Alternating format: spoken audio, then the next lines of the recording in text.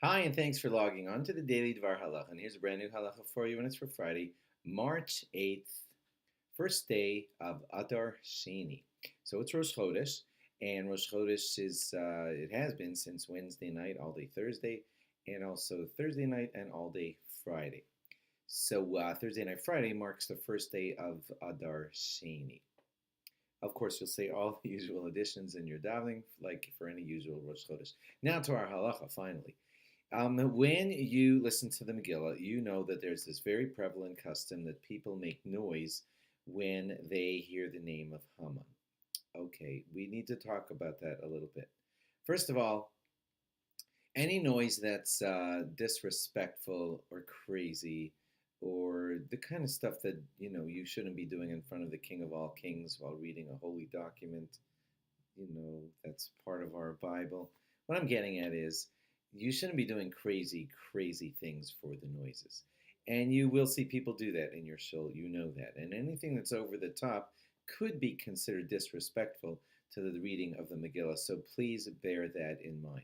The common custom is that we say the name Haman and we make some noise, like uh, bang a grogger, bang on your table, say boo or something, stamp your feet. But that's about it, okay? Having trumpets blaring and people having party things that make crazy noises, that's over the top. Remember, it is the reading of a Megillah, and it should be respectful. There are shuls that actually have very, very little noise making because they want to give the ultimate proper respect to the reading of the Megillah. So please bear that in mind before you bring your trumpet and your band and your foghorns and everything and trombones. Again, we want to stamp out the name of Haman. You might want to stamp your feet. You might want to clap a grogger and make some noise, but nothing crazy over the top. Second thing to say about that is that some people jump the gun, and some people end up making noise while the name of Haman is being read, while the name is being said. And that's not appropriate because you must hear every word of the Megillah, including the name of Haman.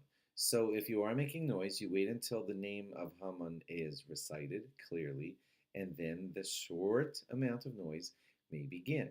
The Balkori, the one who's reading, should be careful to wait until the small amount of noise subsides, and then about a second later, then he can continue with the reading of the Megillah.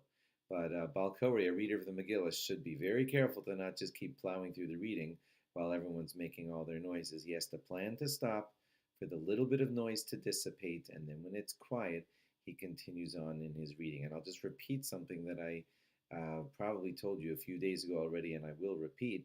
If you do miss a word during all that noise making, you could quickly repeat a word, and you won't have to hear the whole Megillah again.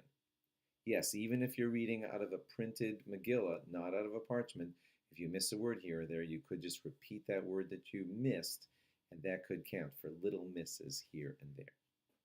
Okay, thanks for logging on. Have a great Shabbos, a good Chodesh, and log on again after Shabbos for more.